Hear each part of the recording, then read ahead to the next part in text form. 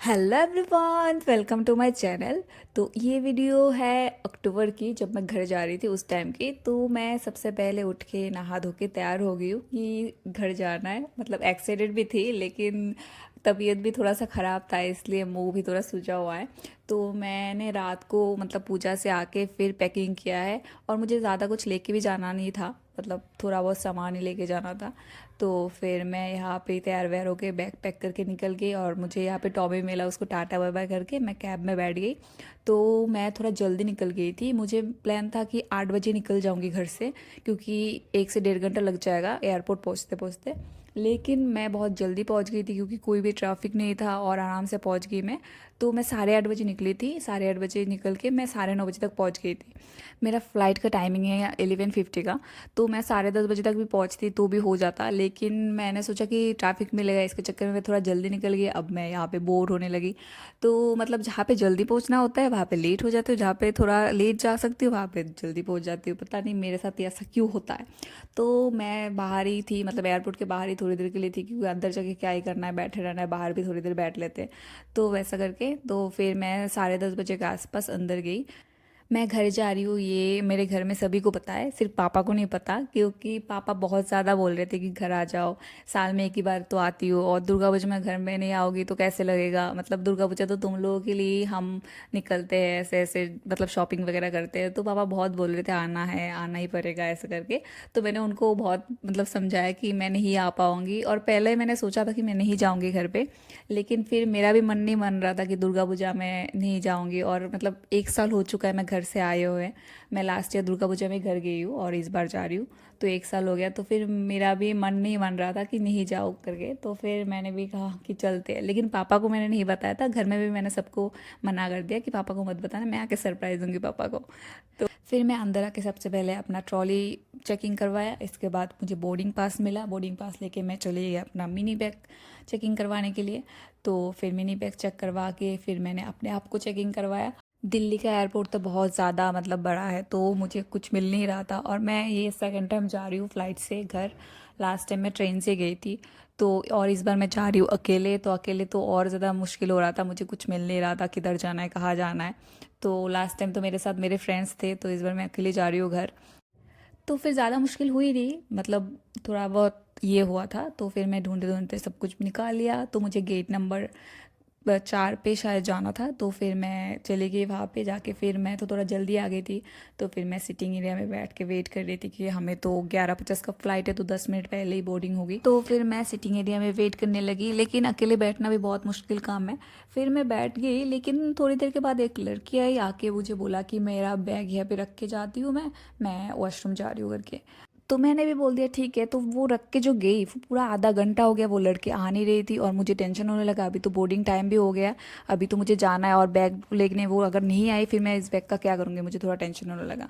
लेकिन कोई बात नहीं, थोड़ी देर के बाद वो लड़की आई, उसको मैंने बैग थमाया, और मैं अपने फ़्लाइट के लिए चली गई नीचे। अनाउंसमेंट हो गई थी। नीचे जाने के बाद मैं वेट कर रही थी मेरी बोर्डिंग पास स्कैनिंग की। तो उस टाइम पे मैं देख रही थी कि एयर होस्टेस भी आ रही थी ऊपर से। कितने सुंदर होते हैं वो लोग यार, कितने सुंदर होते हैं, कितने प्यारे होते हैं, और कितना मेंटेन रखते हैं अपने। एक भी बाल इधर से नहीं निकलते, उधर से नहीं निकलते। हम तो हर चीज़ एकदम नीट एंड क्लीन परफेक्ट होता है, मतलब हेयर स्टाइल, मेकअप, ड्रेस, मतलब एकदम फिगर, मतलब सब कुछ।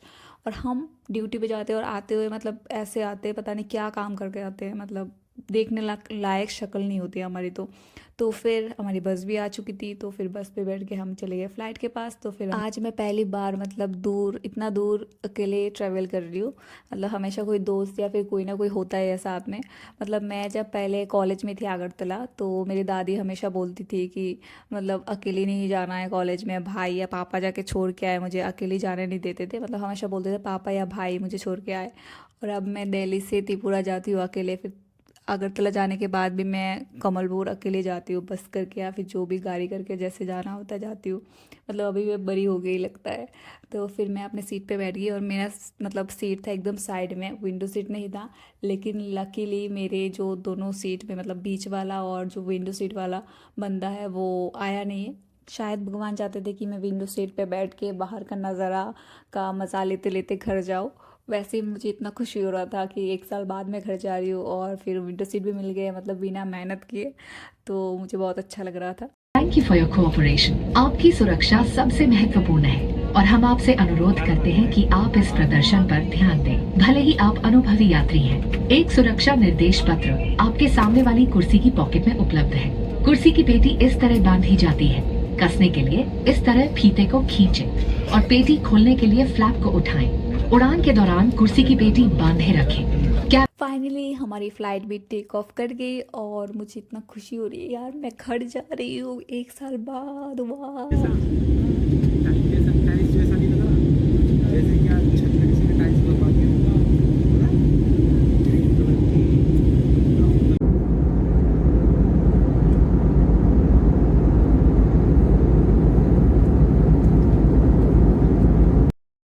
फिर मैं नीचे का नज़ारा एंजॉय कर रही थी, कभी छोटे छोटे घर और छोटा छोटा मतलब एरिया ज़मीन दिख रहा था, और कभी मेघ, मतलब कितना अच्छा लग रहा था यार, मज़ा आ रहा था बहुत ज़्यादा।